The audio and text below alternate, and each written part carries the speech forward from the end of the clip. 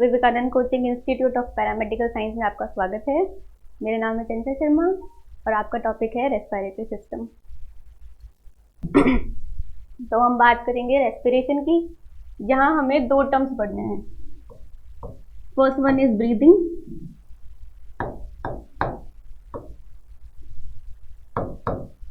And second is respiration.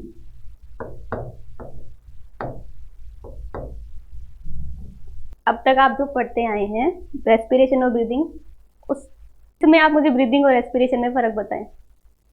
Breathing से हमारा मतलब होता है सिंपल एटमॉस्फेयर से बॉडी तक एयर जाना, बॉडी से एयर वापस एटमॉस्फेयर को मिलना। रेस्पिरेशन का मतलब है किसी सबस्टेट को ब्रेक डाउन करना, वहाँ से एटीपी फॉर्म करना, उस एटीपी का यूज़ बॉडी के मेटाबॉलिज्म के लिए करना। ये हमें फ़र्क पता होना चाहिए बेसिक ब्रीदिंग एंड रेस्पिरेशन के बीच में। ऐसा नहीं है कि ब्रीदिंग और रेस्पिरेशन सेम चीज़ है, आप इसका ध्यान रखें। तो मैं ये समझा रही हूँ आपको, ब्रीदिंग इज सिंपली वेंटिलेशन।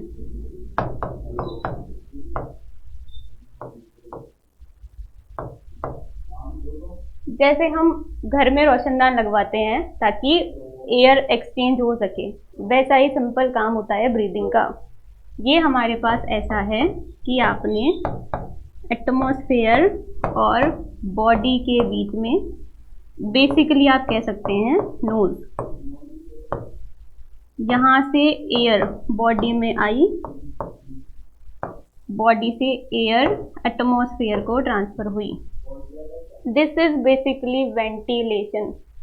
हम छोटी क्लासेस में ये पढ़ते हैं कि ऑक्सीजन हम एटमॉस्फेयर से बॉडी में लेते हैं, बॉडी से CO2 एटमॉस्फेयर को देते हैं। ये हमने आज तक रेस्पिरेशन पढ़ा है, लेकिन अब आप ध्यान रखें ये ब्रीदिंग है।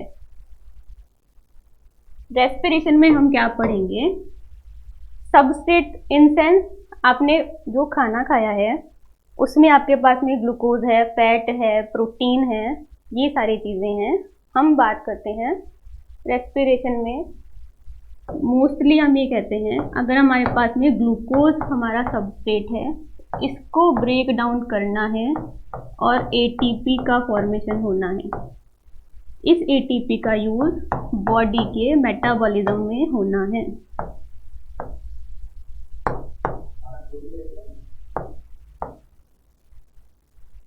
हमने अभी तक क्या देखा है, ब्रीदिंग क्या है एंड रेस्पिरेशन क्या है।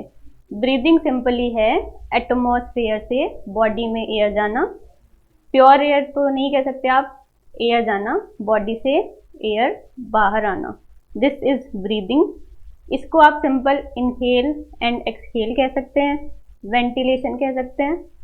रेस्पिरेशन में हमें किसी सबस्टेट को ब्रेक करके उससे एटीपी बनाना होता है। This is the basic difference between breathing and respiration. तो आप रेस्पिरेशन को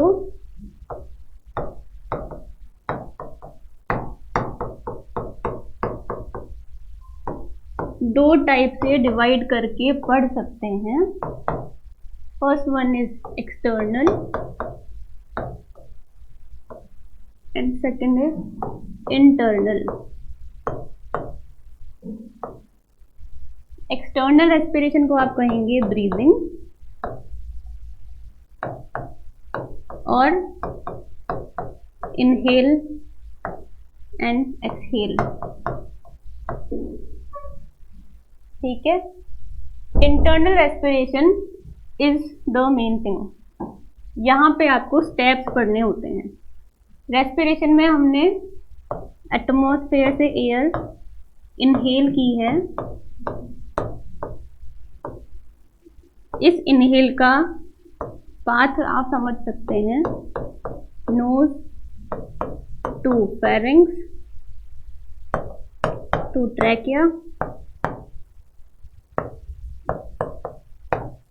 टू एल्वियोलाई। ये सारा पाथ हम अभी पढ़ेंगे, ये बेसिक मैं बता रही हूँ आपको। इनहेल हमने कैसे किया है, nose to pharynx, pharynx to trachea, trachea to alveoli. इसके बाद में हमारा स्टेप शुरू होता है इंटरनल रेस्पिरेशन का। यहाँ देखिए,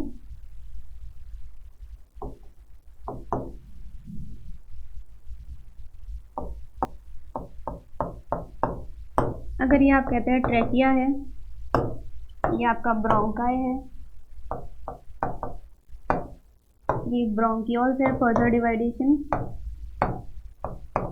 and this is alveoli. This is your blood capillary. अब ब्लड में ऑक्सीजन CO2 दोनों है।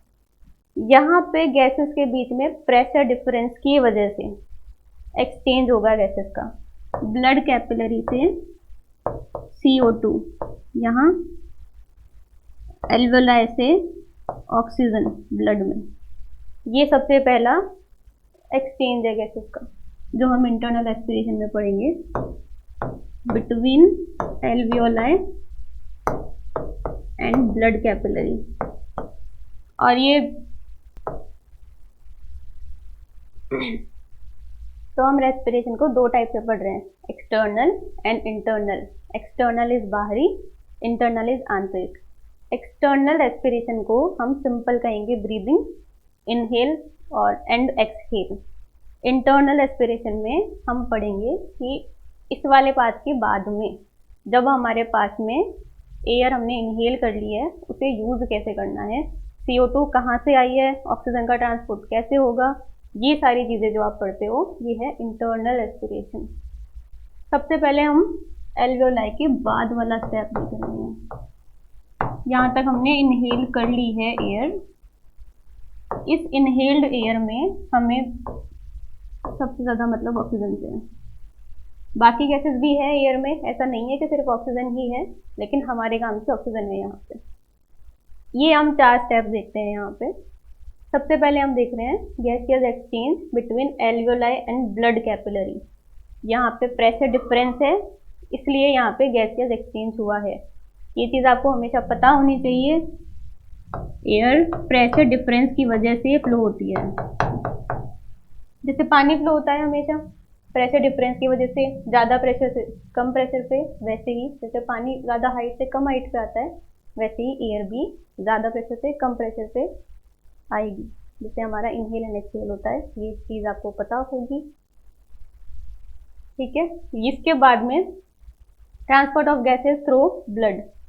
यहाँ कैपिलरी में आने के बाद में ब्लड का ट्रांसपोर्टेशन आगे कैसे होगा, वहाँ से गैस पहुँची है आपकी ब्लड कैपिलरी में, ब्लड कैपिलरी से टिश्यूज़ तक जहाँ पहुँचती है, क्योंकि टिश्यूज़ के पास में आपके पास CO2 का अमाउंट ज़्यादा होता है, ऑक्सीजन कम होता है, तो टिश्यू को ऑक्सीजन चाहिए और उसे CO2 निकालनी है।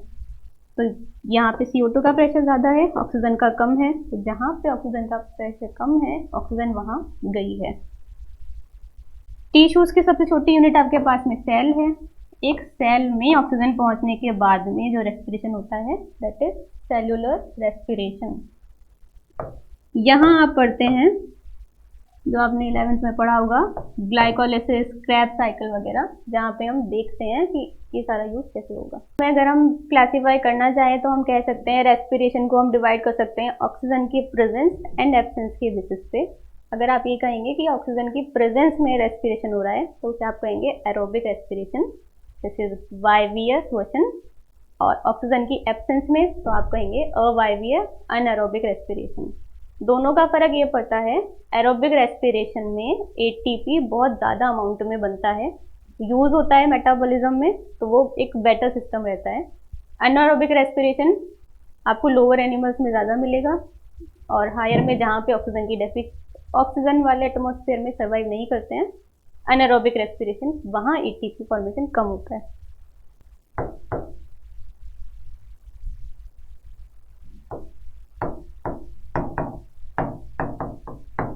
रेस्पिरेशन हम इसे डिवाइड कर रहे हैं ऑक्सीजन की प्रेजेंस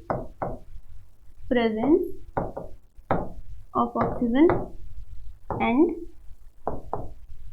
एब्सेंस ऑफ ऑक्सीजन के बेसिस पे। अगर ऑक्सीजन प्रेजेंट है तो उसे आप क्या कहेंगे? Aerobic respiration. YVS question. और ऑक्सीजन एब्सेंट है तो आप उसे कहेंगे अनएरोबिक रेस्पिरेशन। YVS question. इन दोनों में फर्क बेसिक क्या है? एरोबिक रेस्पिरेशन में बनने वाले ATP का अमाउंट ज़्यादा होता है।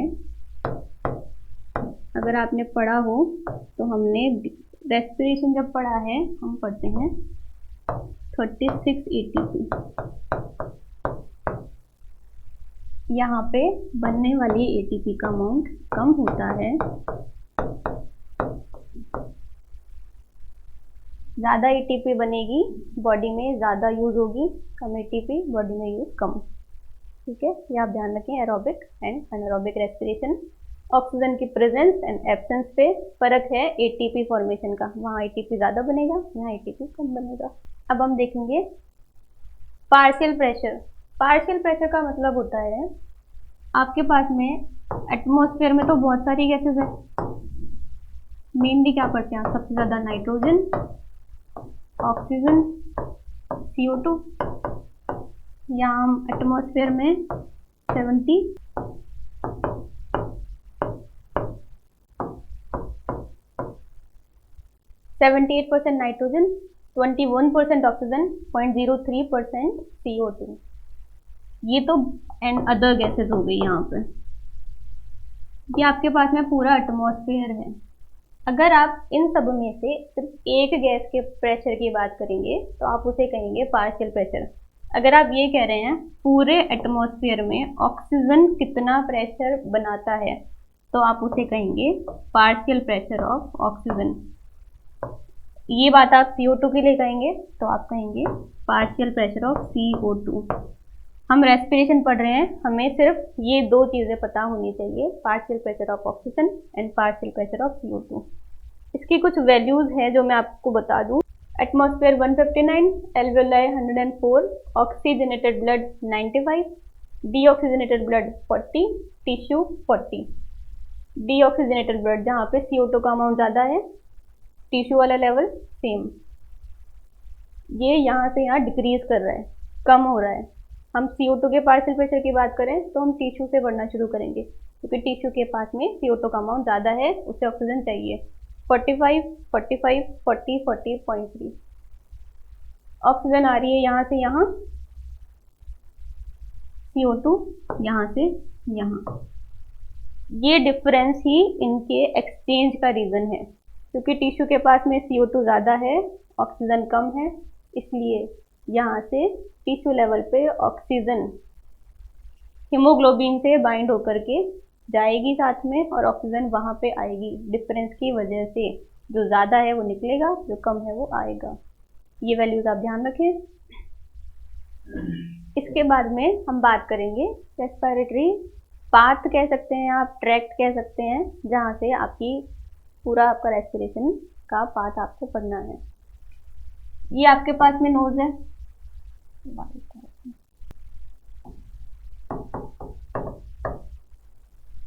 ये आपके पास में नोज है, ये आपका एटमॉस्फेयर है, यहाँ से आपने एयर इनहेल की है। इसके बाद में ये आपकी नेसल कैविटी है, जहाँ तक ये एयर पहुँची है, यहाँ से हम फेरिंग्स पे जा रहे हैं। फेरिंग्स आपके फूड एंड एयर, खाने और सांस लेने के लिए, दोनों के लिए कॉमन पार्ट है। इसके बाद में ये आपका पार्ट है लरिंक्स, जिसे आप साउंड बॉक्स भी कहते हैं। इसके बाद वाला रीजन है आपका trachea. Trachea 5th thoracic vertebrae पे जाके डिवाइड हो जाता है ब्रोंकाई में। ब्रोंकाई के फर्दर डिवाइडेशन से बनते हैं ब्रोंकियोल्स। ब्रोंकियोल्स के ये देखिए, ये डिवाइड होकर के बने हैं ब्रोंकियोल्स। ब्रोंकियोल्स फर्दर, या आप कह सकते हैं इसका लास्ट पार्ट जो है एल्वियोलाई, जो फूली हुई स्ट्रक्चर है, इसको हम कहेंगे एल्वियोलाई। ये आपका बेसिक पाथ है। Nose, nose to nasal cavity, pharynx, larynx, trachea, bronchi, bronchioles and alveoli.